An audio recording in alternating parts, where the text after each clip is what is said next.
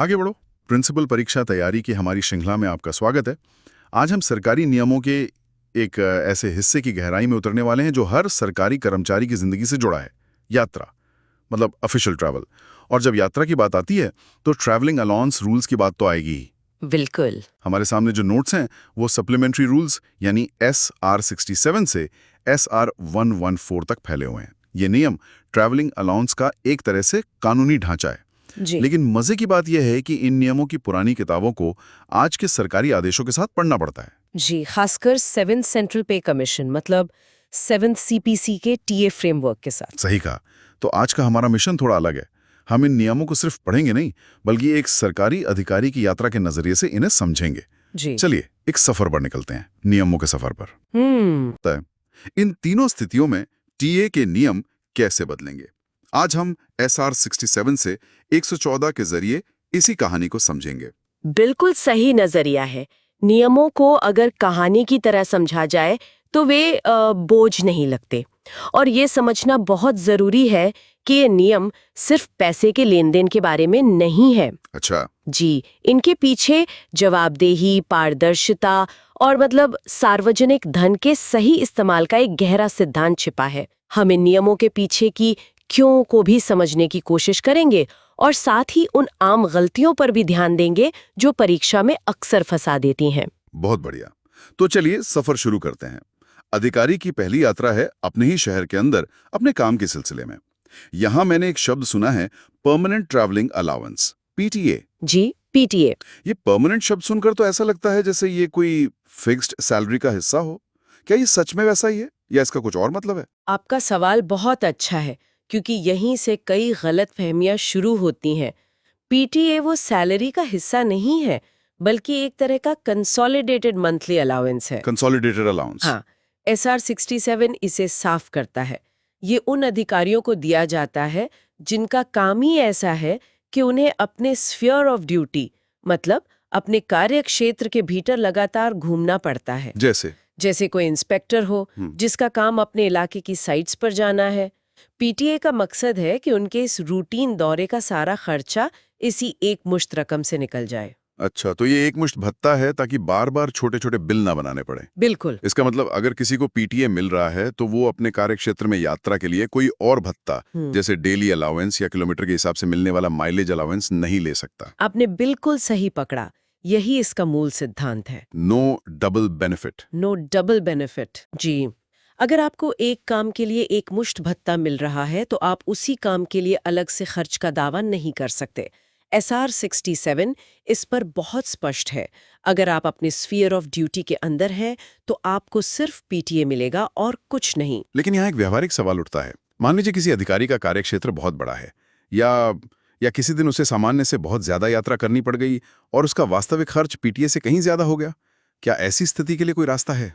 हाँ, नियमों में ऐसी स्थितियों के लिए कुछ अपवाद रखे गए हैं, लेकिन वे बहुत सीमित हैं। अच्छा। और उनके लिए विशेष अनुमति की जरूरत पड़ती है। SR67 में ही इसके दो मुख्य अपवाद हैं। पहला, कुछ विशेष मामलों में सक्षम अधिकारी पीटीए के साथ साथ सिंगल रेल फेयर की इजाजत दे सकता है। और दूसरा, अगर किसी अधिकारी का कार्यक्षेत्र एक से ज्यादा जिलों में फैला है और किसी दौरे पर उसका वास्तविक खर्च उसके पीटीए की दुगनी रकम से भी ज्यादा हो जाता है, तो सक्षम प्राधिकारी उस अतिरिक्त खर्च की प्रतिपूर्ति की अनुमति दे सकता है। लेकिन ये रोज रोज नहीं होता, ये एक अपवाद है। ठीक है, ये समझ में आया। अब एक और स्थिति लेते हैं। उसी अधिकारी को अपने स्फीयर ऑफ ड्यूटी से बाहर किसी काम के लिए भेजा जाता है, तब क्या होगा? क्या उसका पीटीए कट जाएगा? ये SR68 में आता है। अगर अधिकारी को उचित मंजूरी के साथ अपने कार्यक्षेत्र से बाहर यात्रा करनी पड़ती है तो नियम बदल जाते हैं। कैसे? उस पूरी यात्रा के लिए जिसमें उसके कार्यक्षेत्र के अंदर का हिस्सा भी शामिल है, वो माइलेज अलाउंस का दावा कर सकता है। अच्छा। और एक और दिलचस्प बात, जिन दिनों के लिए वो माइलेज अलाउंस ले रहा है, उन दिनों को छोड़कर बाकी दिनों के लिए उसे महीने का पूरा पीटीए भी मिलेगा। नियम ये सुनिश्चित करते हैं कि अधिकारी को नुकसान न हो। तो पीटीए तो उन लोगों के लिए हो गया जिनका काम ही घूमना है, लेकिन ज्यादातर कर्मचारी तो कभी-कभी ही मुख्यालय से बाहर दौरे पर जाते हैं। सही बात है। उनके लिए व्यवस्था क्या है? यहीं पर शायद डेली अलाउंस या डीए की बात आती होगी। बिल्कुल, हमारे अधिकारी के सफर का ये दूसरा पड़ाव है। एक आउट स्टेशन टूर। SR 69 कहता है कि जिन कर्मचारियों को PTA नहीं मिलता, उनके लिए दौरे पर ट्रैवलिंग अलाउंस का सबसे सामान्य रूप डेली अलाउंस है। ये दौरे के दौरान रोजमर्रा के खर्चों जैसे खाने पीने और अन्य आकस्मिक खर्चों को कवर करने के लिए दिया जाता है। तो डेली अलाउंस के लिए बुनियादी शर्तें क्या है? क्या मुख्यालय से बाहर कदम रखते ही ये मिलना शुरू हो जाता है? नहीं, इतनी आसानी से नहीं।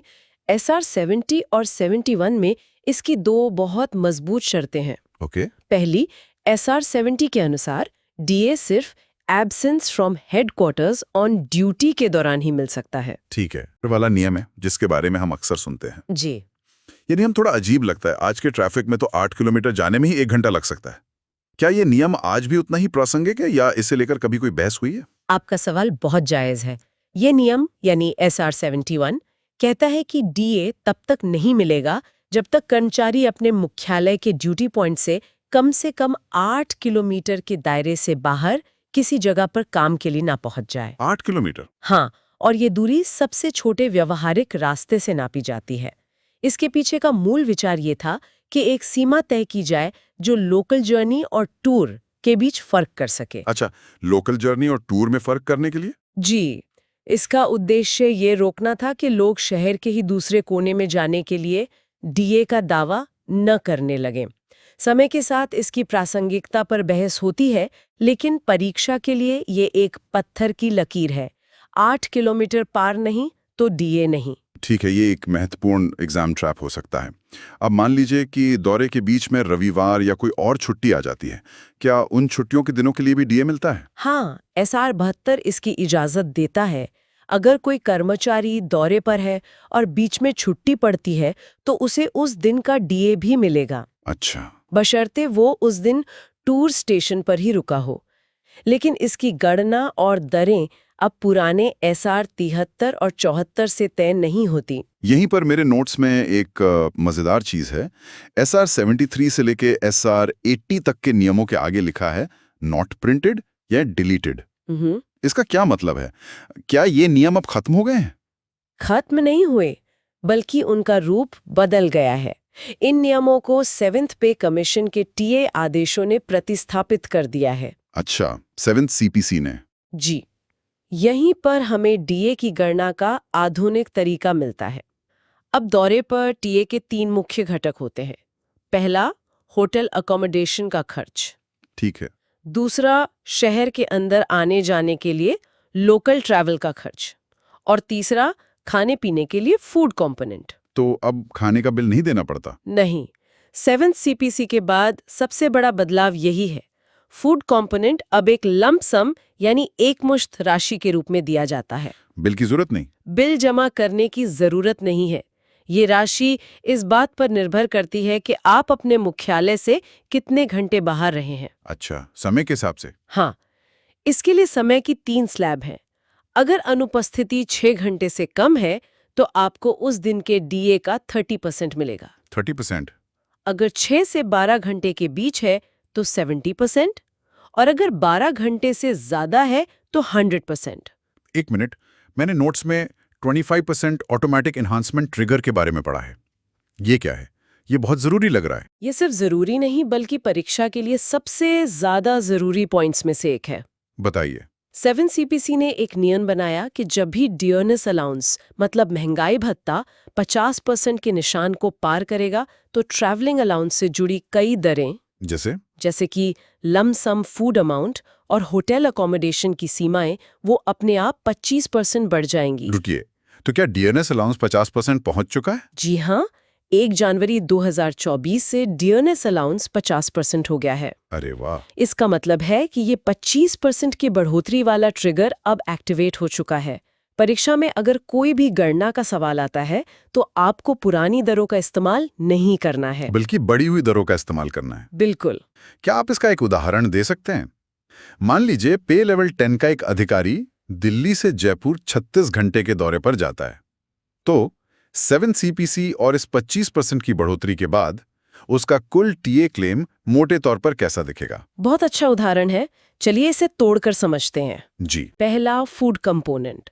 पे लेवल 9 से 11 के लिए फूड का आधार 900 रुपए प्रतिदिन था। जी। 25% बढ़ोतरी के बाद ये अब हो गया है 1125 रुपए प्रतिदिन। 1100 रुपए से 1125 रुपए। हाँ, अधिकारी 36 घंटे बाहर था, यानी एक पूरा दिन और एक आधा दिन। जी। तो उसे पहले दिन का 100% यानी 1125 रुपए मिलेगा और दूसरे दिन का भी 100% मिलेगा, क्योंकि वो 12 घंटे से ज्यादा बाहर था। अच्छा। दूसरा, होटल अकोमोडेशन।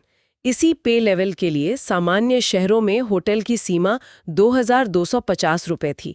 अब ये बढ़कर 2812 रुपए 50 पैसे हो गई है। 2812 रुपए 50 पैसे। जी, अगर वह जयपुर में होटल में रुकता है तो वह इस सीमा तक का बिल प्रतिपूर्ति के लिए दे सकता है। और तीसरा, लोकल ट्रैवल। उसकी दरें भी बढ़ी हैं, तो गणना करते समय इस 25% की बढ़ोतरी को हर घटक में लागू करना ही सबसे बड़ा काम है। इसे भूलने का मतलब है सवाल का गलत हो जाना। बिल्कुल। ये तो बहुत ही साफ हो गया। अब नोट्स में कुछ नियम ऐसे लगते हैं जो बहुत विशिष्ट स्थितियों के लिए हैं, जैसे कैंप इक्विपमेंट ले जाना या कुछ खास विभागों जैसे पोस्टल या सर्वे ऑफ इंडिया के लिए। क्या इन्हें भी विस्तार से याद रखना जरूरी है? देखिए, परीक्षा के लिए आपको हर नियम रटने की जरूरत नहीं है, बल्कि उनके पीछे का सिद्धांत समझना है। सिद्धांत। हाँ, SR 81 से 88A तक के नियम इसी श्रेणी में आते हैं। SR 81 कहता है कि अगर सार्वजनिक हित में किसी अधिकारी को जानवर, वाहन या कैंप इक्विपमेंट ले जाना पड़ता है, तो सक्षम अधिकारी उसकी वास्तविक लागत की प्रतिपूर्ति की अनुमति दे सकता है। ठीक है। इसी तरह SR 85 से 88A पोस्टल विभाग और सर्वे ऑफ इंडिया जैसे विभागों के लिए है।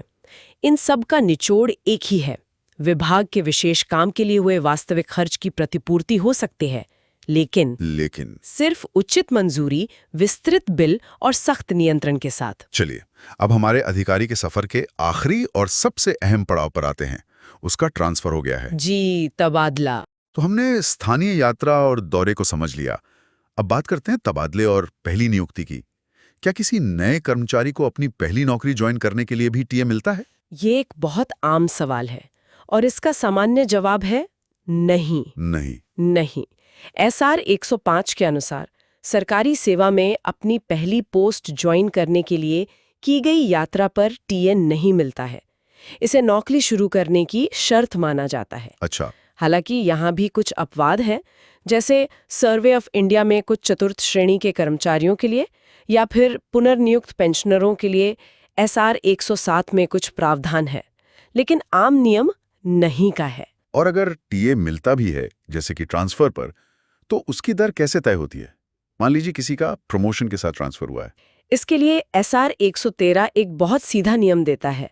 अगर ज्वाइनिंग के लिए माइलेज अलाउंस दिया जाता है तो उसकी दर उस ग्रेड के अनुसार होगी जिससे कर्मचारी ज्वाइन करने के बाद संबंधित होगा। मतलब उसे नई ऊंची पोस्ट के हिसाब से भत्ता मिलेगा। बिल्कुल। अब आते हैं ट्रांसफर से जुड़े सबसे बड़े नियम पर।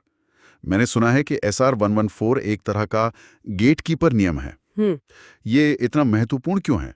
आपने सही शब्द इस्तेमाल किया। ये वाकई एक गेटकीपर है। SR 114 कहता है कि ट्रांसफर पर टीए और अन्य लाभ जैसे कंपोजिट ट्रांसफर ग्रांट, CTG, हाँ, CTG केवल और केवल तभी मिलेंगे जब ट्रांसफर पब्लिक कन्वीनियंस यानी लोक सुविधा में किया गया हो। साथ ही यह भी शर्त है कि कर्मचारी को यात्रा की अवधि के लिए वेतन मिल रहा हो। ये पब्लिक कन्वीनियंस वाला हिस्सा थोड़ा पेचीदा लगता है। तो अगर कोई अधिकारी अपने व्यक्तिगत कारणों से अपने अनुरोध पर ट्रांसफर लेता है तो क्या होगा? और ये है सबसे क्लासिक एग्जाम ट्रैप। अच्छा। अगर ट्रांसफर कर्मचारी के अपने अनुरोध पर, मतलब ऑन रिक्वेस्ट किया गया है और ट्रांसफर आदेश में यह स्पष्ट रूप से दर्ज नहीं है कि यह लोक सुविधा में भी है, तो उसे ट्रांसफर से जुड़े भत्ते नहीं मिलेंगे। नहीं मिलेंगे? बिल्कुल नहीं। 7th CPC के टीए आदेशों में साफ लिखा है कि ट्रांसफर भत्तों के लिए SR 114 की शर्तें लागू रहेंगी। ये नियम थोड़ा सख्त लगता है, लेकिन शायद इसके पीछे सोच ये है कि सरकारी खजाने का इस्तेमाल संगठन की जरूरतें पूरी करने के लिए हो। सही। न कि किसी के व्यक्तिगत अनुरोधों के लिए। बिल्कुल। पब्लिक कन्वीनियंस शब्द का यही सार है। ये सुनिश्चित करता है कि हर तबादले के पीछे एक ठोस प्रशासनिक कारण हो। कॉम्पोजिट ट्रांसफर ग्रांट, जो पिछले महीने के मूल वेतन का 80% होता है। 80%, ये बहुत बड़ी रकम है। हाँ, SR 114 ये सुनिश्चित करता है कि ये बड़ी रकम तभी खर्च हो जब संगठन को इसकी जरूरत हो। तो चलिए परीक्षा के दृष्टिकोण से सबसे महत्वपूर्ण बिंदुओं को, जिन्हें हम एग्जाम ट्रैप्स कह सकते हैं, जल्दी से दोहराते हैं ताकि वो दिमाग में बैठ जाएं। जरूर। 5 सबसे जरूरी बातें जो याद रखनी है। पहली, पीटीए बनाम डीए। अगर किसी को पीटीए मिल रहा है तो उसे उसके स्फीयर ऑफ ड्यूटी के अंदर यात्रा के लिए कोई और टीए जैसे डीए या माइलेज नहीं मिलेगा। ठीक है। दूसरी, 8 किलोमीटर की शर्त। अगर कर्मचारी अपने मुख्यालय से 8 किलोमीटर के दायरे से बाहर नहीं गया है तो डीए का दावा 0 होगा। तीसरा, ट्रांसफर ऑन रिक्वेस्ट, ये सबसे बड़ा जाल है। अगर ट्रांसफर आदेश में ऑन रिक्वेस्ट लिखा है और पब्लिक कन्वीनियंस का जिक्र नहीं है तो सीटीजी और अन्य ट्रांसफर लाभ नहीं मिलेंगे। SR 114 यहाँ राजा है। बिल्कुल। चौथा पॉइंट, 25% एनहांसमेंट। ये सबसे ताज़ा और महत्वपूर्ण अपडेट है। परीक्षा में टीए की किसी भी गणना में हमेशा 25% बढ़ी हुई दरों का ही उपयोग करें। और आखिरी, डॉक्यूमेंटेशन। जहां भी वास्तविक खर्चों की प्रतिपूर्ति की अनुमति है, जैसे SR 81 में, वहां पूर्व मंजूरी, बिल और सक्षम अधिकारी के काउंटर सिग्नेचर अनिवार्य हैं।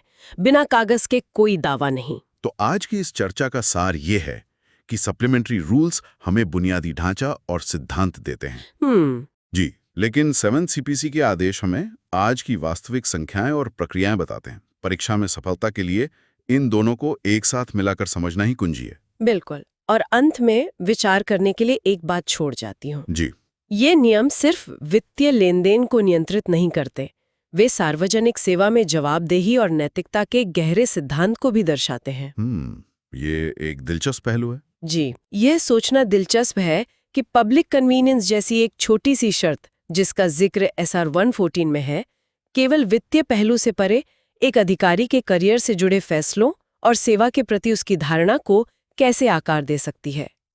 यह नियम उसे हमेशा याद दिलाता है कि उसकी भूमिका व्यक्तिगत सुविधा से बढ़कर लोक सेवा के लिए है।